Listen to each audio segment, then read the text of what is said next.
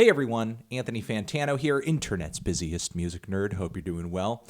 And Danielle Bregoli, the Cash Me Outside girl, now has a record deal through Atlantic Records.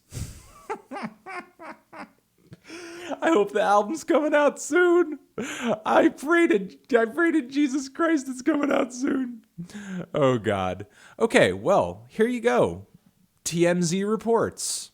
Danielle has a goddamn record deal, Atlantic Recordings, basically off of the These Hoes song that she had released a little while back, which has gotten millions of views on YouTube at this point. Millions and millions. Like, she is almost like the next hottest thing right now. And some of you may have caught that very rough preview, short demo quality version of the track that leaked a little while back. Her voice was really annoying on that recording. I don't know what they did to sort of take the edge off of her vocals in the final version. Some better mixing, different vocal take, louder instrumental. I'm not entirely sure, but the final version down here, which is, again, what has been garnering millions and millions of views on YouTube, it's actually not that bad. Not to say that Danielle Bregoli is like the next greatest rapper or anything like that. Certainly far from that.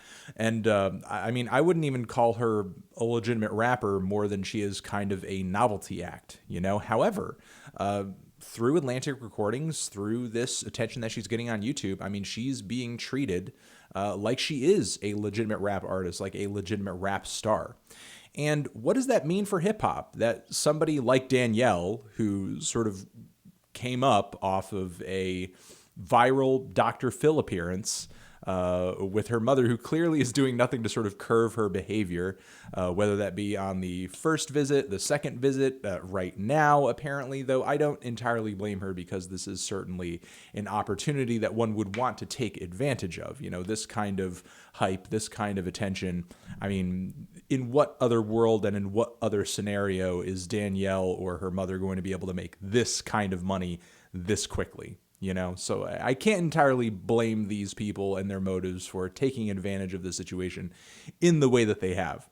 If Danielle's whole vibe and her whole personality is in fact not entirely a put on, this is going to be her peak right here. So let's not, take it away from her. But that being said, what does this mean for rap music? What does this mean for hip hop? What does this mean for hip hop culture? I mean, really, it's not a sign of anything, in my opinion, other than a symptom, really. Because when you actually listen to These Hoes and listen to it as objectively as possible, which I feel like I have done, I feel like Danielle has delivered a product that is pretty much on par with what you would expect from nearly every other popular rap artist who is going for more of a trap-oriented sound. I mean, what she's delivering here isn't that much different than the work of a Cardi B, a Kodak Black, a Lil Yachty, a freaking whatever, there are lots of other artists you could list off. And obviously Danielle has a different sound, a different style, but the production is there. The production value is there. The beat is very nice. Her vocals, the way that they're sort of layered in auto-tune, doesn't sound that bad. Her delivery is kind of bratty and snotty. It's not the first time we've heard a rapper come along with that kind of delivery. Not to say that she's unoriginal because of that, but I'm saying that she doesn't sound so out of left field that her music isn't listenable. And there are a few bars on this thing that are kind of funny. They may, in fact, have been ghost-written, like the bar about the fake jewelry and it gives you a rash, or you have a mattress on the floor, da-da-da-da-da. Like, I thought those were some legitimately funny lines. But here's the thing. The standards are so low that Danielle Bregoli can come in and essentially kind of, garner this sort of attention off of a song and a music video that, in the grander scheme of things, it's not that good. She's on par with nearly everything else, but that's because what is on par, the bar is so low.